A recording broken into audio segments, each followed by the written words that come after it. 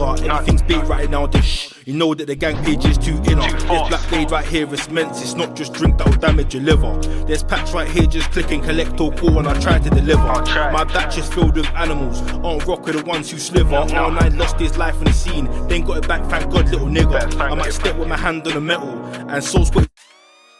In today's video, I'm going to discuss the ongoing issue in the MK drill scene, clout. I don't usually make videos like this, as I don't really care, and it isn't any of my business, but someone needs to speak out about this, or it will continue. The behavior in MK is becoming absurd, so in today's video, I will be breaking it down piece by piece and exposing the facades of MK. The first issue is that younglings like those in Year 7 and Year 9 are creating gangs. This type of sneaky behavior should stop. The funny thing is that these so-called gangs are always in random places like shopping centers or retail parks. It's getting ridiculous. These kids are so young. They range from Year 7 to Year 10, which means that when the beef in MK was frying, they would have been busy doing their SATs. It's embarrassing, and I'm sitting here wondering where their parents are. Another example of this is the First Side and RT Lane gangs that I keep seeing. I just want to let you all know that none of these Neeks are gang members. They're just little kids who have listened to too much drill music. None of them are involved in the MK beef or have any real affiliation. It's all for clout, and this behavior needs to stop before one of them goes to jail over a lifestyle they are not built for. MK is just infiltrated with Neeks at this point. Many people say I'm the problem. Kids watch my videos thinking they can emulate the same behavior. One day they will learn the hard way that the streets aren't a game. I can guarantee that when they buck into individuals who are truly about that life, they will receive an instant reality check, something I've been trying to show them all along. Another thing I keep seeing is people instigating beef for clout. This needs to stop.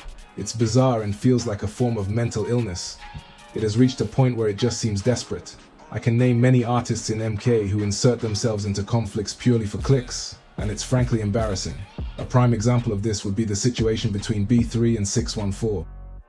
B3 doesn't really beef with 614, even though a lot of people think they do. The conflict actually stemmed from a member known as Scully, who used to be connected with members of another West Bletchley gang known as Third. This gang included members like ZP, who is a rapper in his 30s. They primarily had issues with 614 and didn't care much about M4. Some of them were even supplying M4, which shows that they didn't take the situation seriously.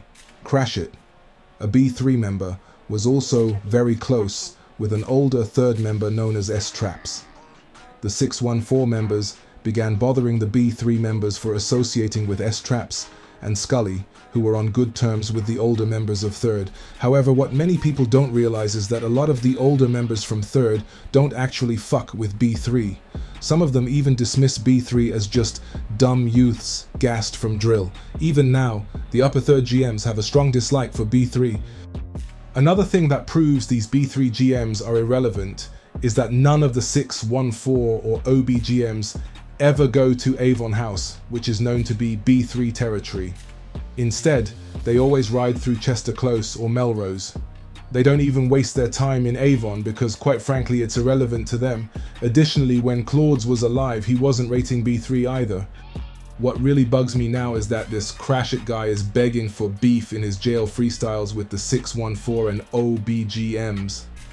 It's funny because they didn't even diss him or his batch in any of their tracks. The 614 GMs have never dissed or mentioned him in a song because he's irrelevant to them. What's even crazier is that K-Sav and Crash It were living in the same hostel at one point last year, and neither of them confronted each other because Crash It is simply not relevant.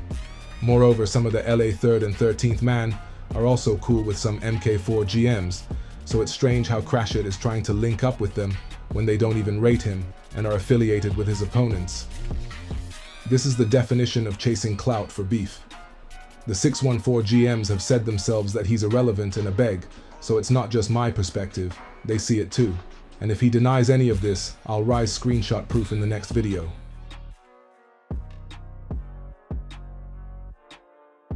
Hella new plates are popping up. I swear LA, 614, and OBLVD gain at least 30 new gang members every year. It's like, where did these guys even come from? It feels like a video game update at this point. with faces just appearing out of nowhere. I feel bad for those who are genuinely involved because they don't even know who's who anymore. They could walk past their ops and not even realize it, which makes the beef so confusing.